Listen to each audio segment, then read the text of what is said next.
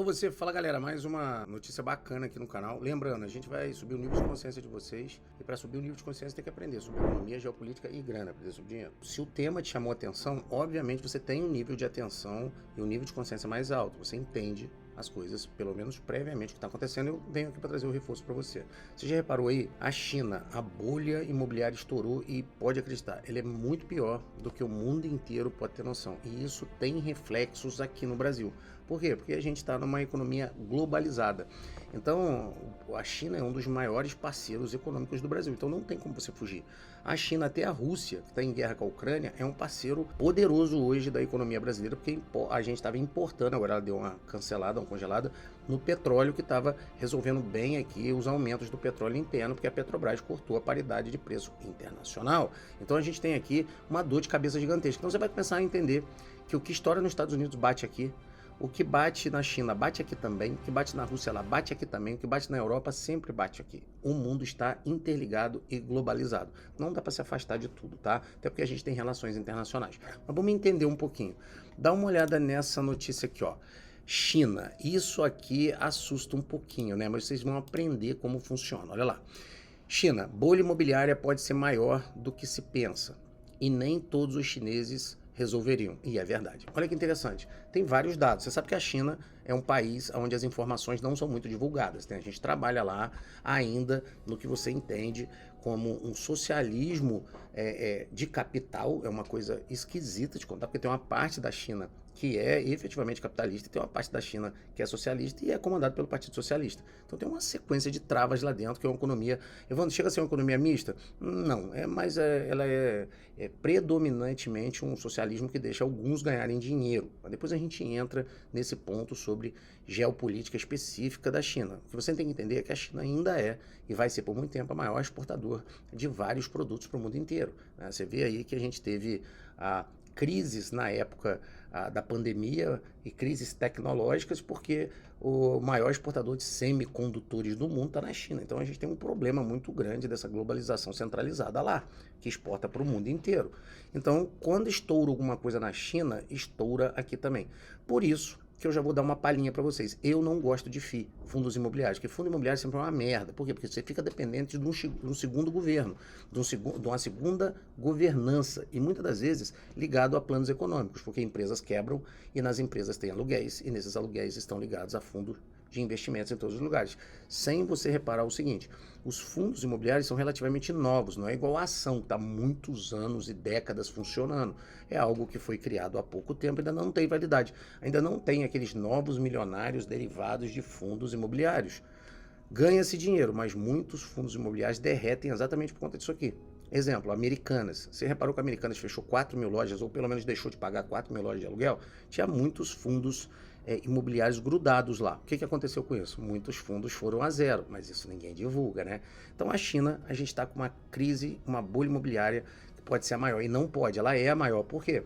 Porque tem 1,4 bilhão de chinês. O melhor dado, que esse dado assuste, é um dado oficial da China. Se ele é oficial da China, é óbvio que a China corrompeu o dado.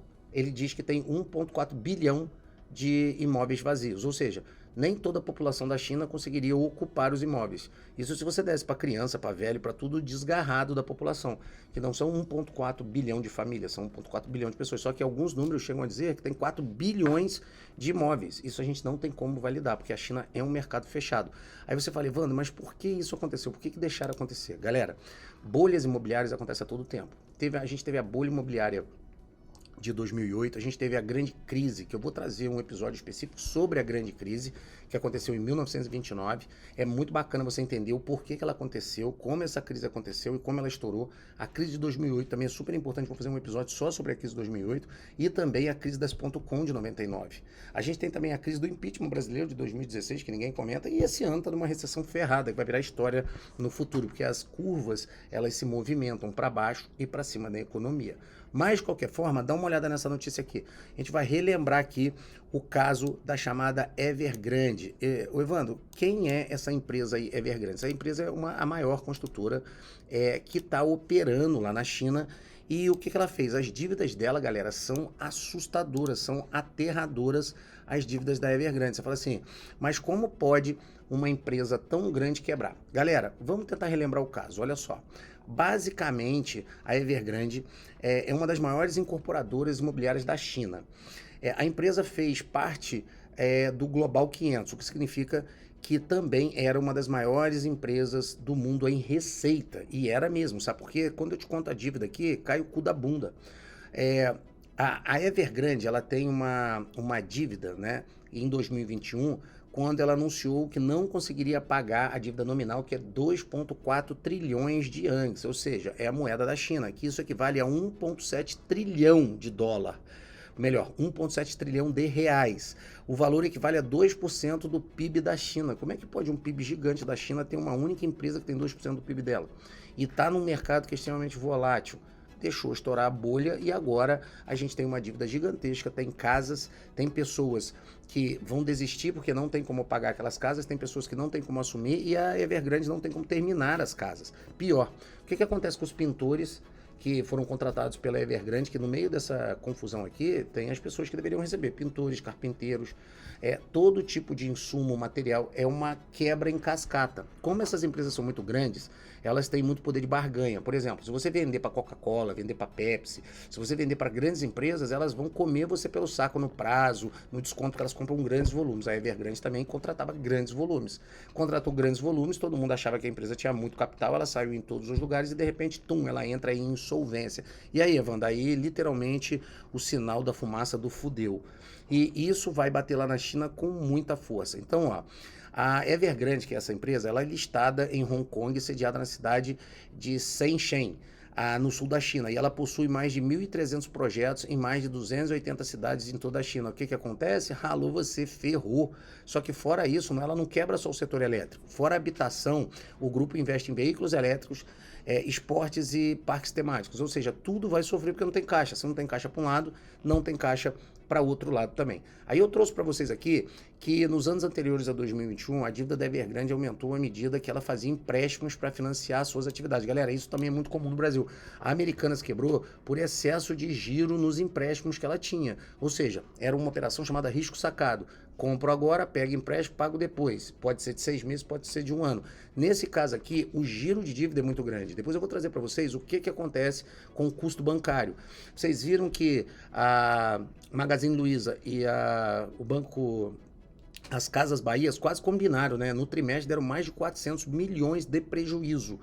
A maioria do prejuízo seria zerado se elas tivessem sem as dívidas e sem os custos bancários da dívida, porque uma dívida é muito cara, você fica rolando dívida, você paga o imposto, você paga os juros sobre a dívida nominal que você pegou, vira uma bagunça. Brasil é uma bagunça e fora do Brasil também não é diferente.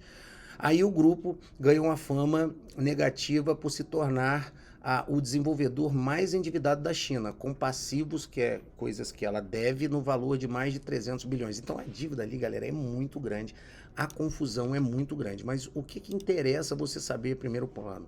A primeiro plano, o mundo está globalizado, a economia está globalizada. Hoje não se fala só mais em real. Você consegue, por exemplo, investir num banquinho na Nômade, que é um banco digital. Até é muito legal a mensagem da Nômade, que ela diz assim: é um banco de brasileiro para brasileiro. E é muito bacana isso. Por quê? Porque ela dá uma alavancagem para o segundo plano e você consegue colocar o seu dinheiro em dólar, renda fixa em dólar. Eu vou falar aqui no canal também, porque eu faço, eu opero, então eu vou te ensinar a operar. E você também, tem muita gente que opera em moeda asiática, tem gente que opera em moeda europeia, que é o euro. Então o mundo está muito globalizado e tudo bate no Brasil. Hoje o sistema financeiro, está todo mundo mais educado no sistema financeiro. Hoje não é mais igual a 10 anos que ninguém entendia sobre nada, porque a internet traz a informação para você e você vai reparar que tudo está globalizado. Ou seja, estourou na China, bate aqui, estourou nos Estados Unidos, bate aqui, estourou em outros lugares, bate aqui. Evandro, por que eu tenho que ser tão antenado nessas coisas? Você quer mexer com investimento? Você quer aprender sobre dinheiro? O nome disso aqui é desenvolvimento mental, desenvolvimento pessoal do dinheiro, inteligência emocional do dinheiro e aprender a lidar com o dinheiro como um todo. Se você gostou do conteúdo, deixa aí, deixa o seu like, deixa a sua curtida. Eu sou professor de carreira, então eu sempre ensinei várias matérias em todos os lugares. E eu me apaixono porque eu opero com o mercado financeiro também, eu opero com empresa, sou empreendedor, e eu estou aqui trazendo informações para vocês que vão ser válidas. Então deixe seus comentários, a cada vídeo vai melhorando o conteúdo, a cada vídeo vocês vão trazendo mais informações, e eu vou responder também a caixinha de pergunta lá no meu Instagram, que é @evandro_guedes, eu vou estar respondendo sobre específico aqui no canal. Então curte, se inscreve e comenta.